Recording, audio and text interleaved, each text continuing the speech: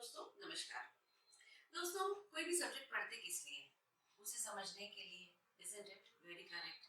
But many times the level of our understanding is judged by the number of marks we get in the examination, isn't it? Even we do it at times.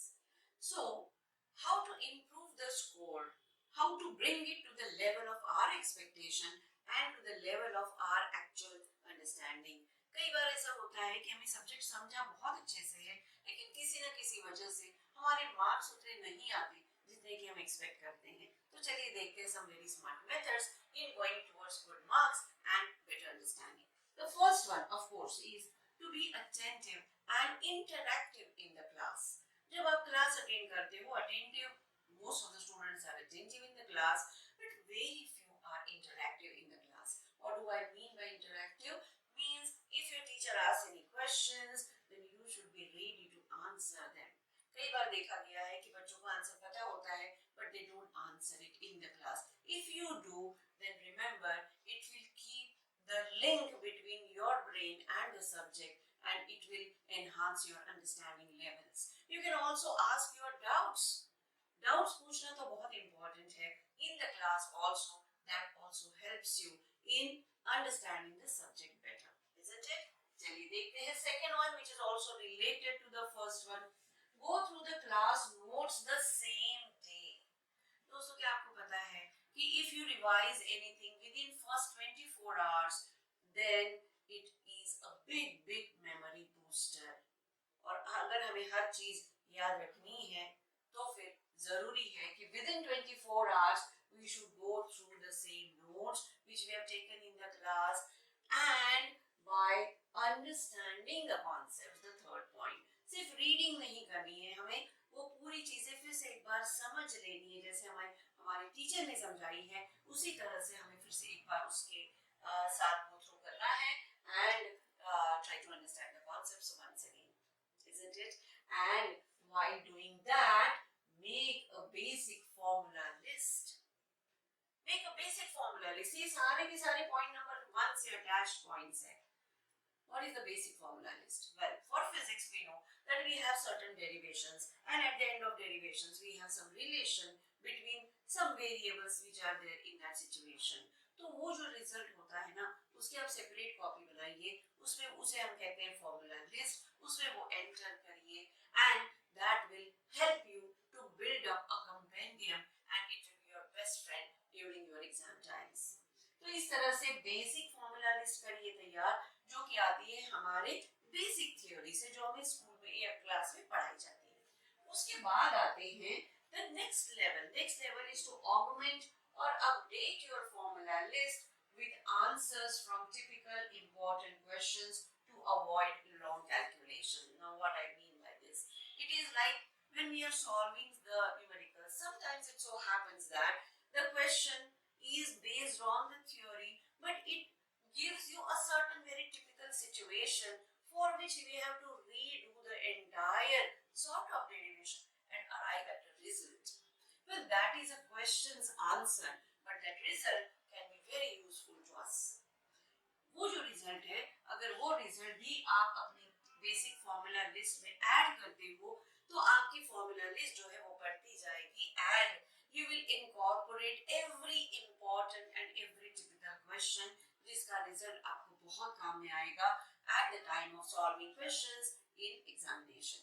तो ये list आपको augment करती जानी है। उसके साथ साथ उसमें अगर बहुत इंपॉर्टेंट कुछ पॉइंट्स है, कुछ बेसिक कॉन्सेप्ट्स है, वो भी आप उसमें डालिए, which will come from the questions more from the theory. Theory में तो जो आया आपने पहले ही लिख दिया, उसके साथ साथ आपको ये भी उसमें ऐड करते जाना है, and that will make your perfect compendium for your exam time. अब आते पॉइंट नंबर 6 के ऊपर. Now we come to the learning part. This was preparation part and this is the learning part. Learning में क्या है आपके? Learn formally by writing them several times along with recitation. मैंने बहुत ज़्यादा बच्चों को देखा है, when they are learning the formally, they are just reading them, reciting them. But no, that does not give you enough memory boosting properties. तो memory booster के लिए आपको क्या करना पड़ेगा? आपको लिखने पड़ेंगे वो formally. जितनी बार आप वो लिखेंगे सीखेंगे उतना ही वो ज्यादा फिक्स होता जाएगा आपकी मेमोरी में and it will be very handy for the solving question in the examination. The next one is revise the previous concepts. Of course, revision के बगैर तो हम examination के बारे में सोच भी नहीं सकते हैं. तो revise करते समय हम most of the times क्या करते हैं? We go back to the copy or the book or the notes or the module and just read it once again. But that is not revision. That is revisiting. Revise यानी क्या करना है आपको? सबसे पहले रिकॉल करना है, उसके बाद में रिविजिट करना है. रिवाइज मतलब रिकॉल एंड रिविजिट. रिकॉल मतलब बिना देखे हमें उस चैप्टर के बारे में, उस कॉन्सेप्ट के बारे में क्या याद है वो पहले लिखिए. ओके, उसके बाद देखिए हमने कौन से पॉइंट्स मिस करे, हमने कौन से फॉर्मूले हमें याद नहीं आए. Then go back to the copy and then revisit those concepts, those formulae, write them again, write them several times. यहाँ से यहाँ जाना है, फिर से लिखना है, फिर से आपको उसी तरह से writing and reciting way में उसे learn करना है. And then again after some days revise them, first by recalling, then by revisiting. Do this cycle again and again as many times as possible. That will be a very big memory booster. Next one. Use your formula list effectively while solving the questions. जब आप question specially assignment का या homework का या module का question जब आप solve करते समय वो फॉर्मूला लिस्ट आपके सामने चाहिए, उसे देखिए और फिर सही फॉर्मूला चूज करिए, उसे फिर से अपनी आंसरिंग कॉपी में लिखिए and then solve that question. This also brings a big memory boosting because you are looking at all the formulae once again. Unknowingly वो सारी चीजें आपके दिमाग में जो है ना सर्कुलेट होती रहती है and that is what gives you the perfect preparation for your examination. And of course जब हम बोर्ड एग्जाम की बात करते हैं तब हमें क्या करना है, तब हमें जो डेरिवेशंस, डेफिनेशंस, वेरी इंपॉर्टेंट जो डायग्राम्स होते हैं उन्हें याद करने के लिए भी मेथड कौन सी यूज करनी है दोस्तों? Writing. Writing makes you perfect, not only reading. तो राइटिंग करिए, एक बार, दो बार, तीन बार. डेरिवेशन तो आपको कम से कम 5 बार लिखने पड़ेंगे, तभी वो आपकी मेमोरी में फिक्स होती जाएंगी. And repeat it after some days. तो ये जो रिवाइज वाला है वो डेरिवेशन के साथ भी आपको कंप्लीट करना है. Recall first, then revisit, then again learn, then again revise, recall, revisit. ये साइकिल कंटिन्यू करते रहिए. Your result will obviously and 100% वो बढ़ जाएगा, बहुत many folds it will increase. That is my guarantee.